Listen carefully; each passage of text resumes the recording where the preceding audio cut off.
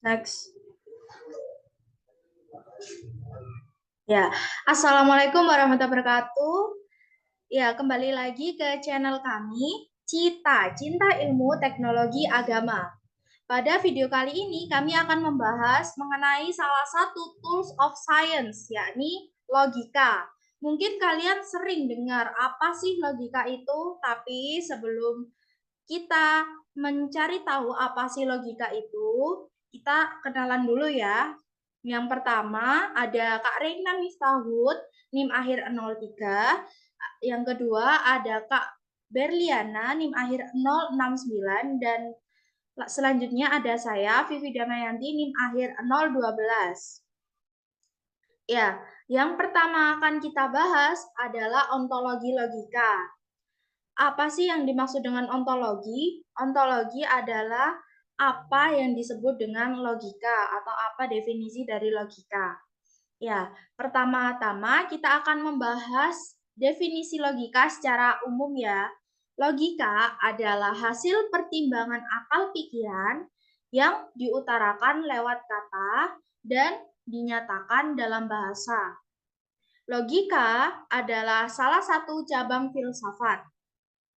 Sebagai ilmu, logika disebut dengan logik epistem atau ilmu logika yang mempelajari kecakapan untuk berpikir secara lurus, tepat, dan teratur. Selanjutnya, kita akan membahas mengenai pengertian logika atau ontologi logika menurut para ahli. Yang pertama, menurut Pak Khalid Narbuko.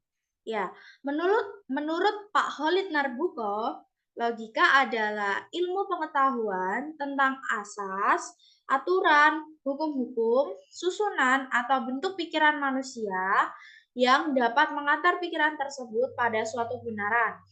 Selanjutnya, menurut Pak Abu Ahmadi, logika adalah suatu studi yang sistematis atau ilmiah tentang prinsip umum yang menentukan kesatuan atau validitas, cara menarik kesimpulan terhadap masalah-masalah yang diperbincangkan.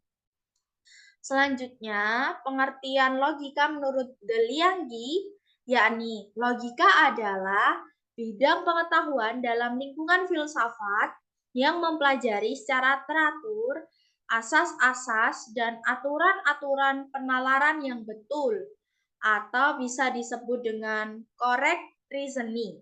Ya. Selanjutnya mungkin bisa untuk selanjutnya ada juga pengertian logika dari Pak Aristoteles. Ya, logika adalah ajaran mengenai berpikir secara ilmiah, membahas wujud pikiran itu sendiri dan hukum yang mengendalikan pikiran. Lalu menurut Pak William Alston, logika adalah pengkajian atau studi terkait penyimpulan secara cermat upaya untuk memutuskan segala ukuran guna memilah penyimpulan mana yang sah dan penyimpulan mana yang tidak sah. Lalu selanjutnya logika sebagai cabang filsafat. Ya, logika sendiri itu lahir berbarengan dengan lahirnya filsafat di Yunani. Dalam upayanya guna meletakkan berbagai pikirannya dan berbagai pendapatnya, para filsuf dari Yunani kuno kerap berupaya untuk membantah pikiran dari yang lainnya, yaitu dengan menunjukkan kesesatan penalaran atau pemikirannya. Ya, mungkin itu beberapa pendapat dari ahli dan bisa kami simpulkan bahwa logika adalah sarana untuk berpikir sistematis, valid, dan dapat dipertanggungjawabkan. Oleh karena itu, berpikir logis adalah berpikir sesuai dengan aturan-aturan berpikir, seperti setengah tidak boleh lebih besar dari satu pastinya. Ya, logis dalam bahasa sehari-hari itu biasa kita kenal dengan masuk akal. Mungkin yang masih awam dengan kata logika itu bisa lebih paham dengan kata masuk akal. Untuk selanjutnya, kita akan membahas mengenai epistemologi logika. Ya, Baik, untuk selanjutnya yaitu epistemologi logika. Yang pertama ada metode deduktif, penarikan kesimpulan dari hal yang bersifat umum menjadi hal yang bersifat individual atau khusus. Yang kedua yaitu metode induktif, penarikan kesimpulan dari kasus-kasus individual nyata menjadi kesimpulan yang bersifat umum. Untuk contoh dari metode deduktif yaitu premis mayor, semua unsur logam adalah konduktor listrik yang baik. Premis minor, emas adalah unsur logam. Kesimpulannya, emas adalah konduktor listrik yang baik. Yang kedua, metode induktif. Yang pertama, contohnya adalah besi jika dipanaskan dapat memuai. Yang kedua, tembaga jika dipanaskan dapat memuai. Yang ketiga, emas jika dipanaskan dapat memuai. Dari pernyataan di atas dapat disimpulkan bahwa logam dapat memuai jika dipanaskan. Jadi, metode deduktif adalah metode penalaran yang digunakan dalam sains untuk mendapatkan kesimpulan yang benar secara logika. Deduktif dapat diawali dengan memberikan pernyataan umum atau hipotesis dan menguji kemungkinan untuk mencapai kesimpulan spesifik yang benar secara logika. Dalam sains, metode ini digunakan untuk menguji hipotesis dan teori. Contohnya yaitu semua makhluk hidup akan mati. Untuk premis mayor. Untuk premis minornya, manusia adalah makhluk hidup. Dan kesimpulannya adalah manusia akan mati.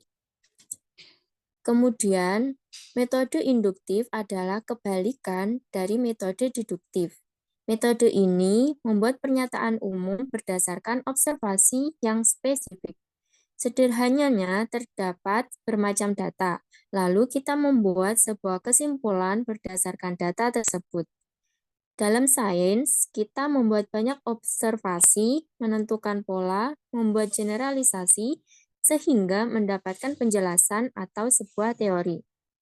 Metode induktif diambil berdasarkan observasi, sedangkan metode deduktif diambil berdasarkan teori.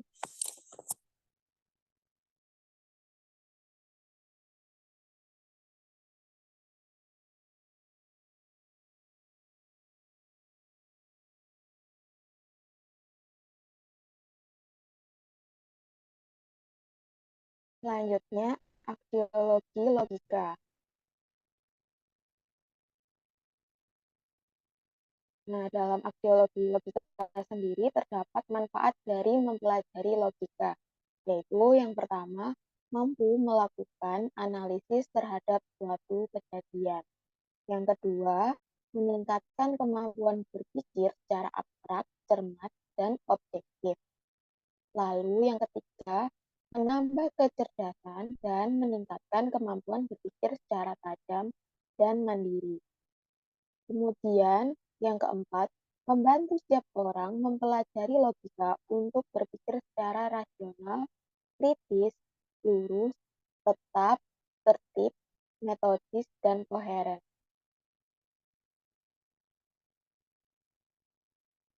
Nah, selanjutnya ada peranan dari logika, yaitu yang pertama sebagai alat atau organum, digunakan untuk mempraktikkan ilmu pengetahuan. Yang kedua, logika mengarahkan manusia berpikir lebih konstruktif dan benar, yang dapat dilihat dari pengambilan keputusan premis-premis atau penarikan atau pengambilan keputusan dengan menggunakan pola pikir silogisme. Yang ketiga, logika mengantarkan manusia untuk berdaya abstraksi. Hal ini berkaitan erat dengan alam pikiran manusia yang berkembang sejak zaman purbakala ataupun sejak manusia dilahirkan.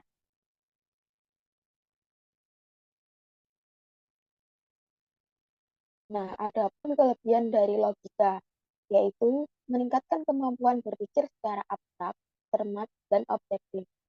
Kelebihan yang kedua yaitu meningkatkan citra diri seseorang yang kritis, lurus, metodis, dan analitis.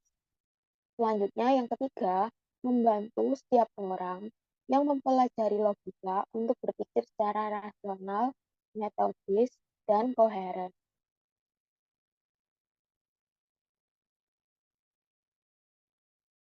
Nah, selanjutnya terdapat kelemahan dari logika. Kelemahan dari logika sendiri terbagi menjadi dua, yaitu kelemahan dari metode deduktif dan juga metode induktif. Kelemahan dari metode deduktif yang pertama yaitu keaktifan individu dalam eksplorasi kemampuan masih terbatas. Yang kedua, setiap orang mempercayai kebenaran yang diyakininya masing-masing. Yang ketiga, pengetahuan yang diperoleh hanya dengan penalaran deduktif tidak dapat diandalkan karena bersifat abstrak dan lepas dari pengalaman. Lalu, kelemahan dari metode induktif yaitu yang pertama memerlukan banyak waktu. Yang kedua, fakta yang ada sebagai dirinya tidak mampu menjelaskan apa-apa. Yang ketiga, sukar menemukan pendapat yang sama karena setiap individu mempunyai gagasan yang berbeda-beda.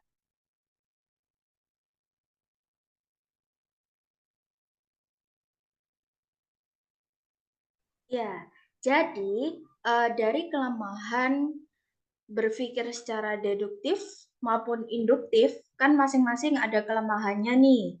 Ada loh solusi supaya kelemahan-kelemahan ini tuh bisa menjadi suatu kelebihan, yakni dengan cara deduktif dan induktif digabungkan menjadi satu, yakni metode ilmiah. Biasanya jika metode metode ilmiah ini digunakan dalam penelitian-penelitian untuk menemukan pengetahuan-pengetahuan baru tentang ilmu alam. Ya, selanjutnya ada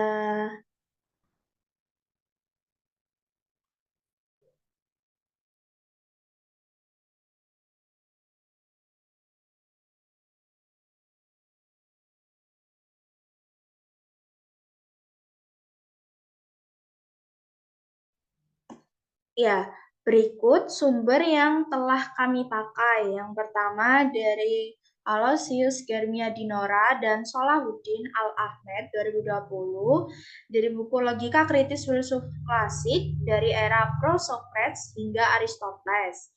Yogyakarta Sociality. Yang kedua dari bukunya Pak Khalid Narbuko dan Abu Ahmadi tahun 2007 berjudul Metodologi Penelitian Jakarta PT Bumi Aksara.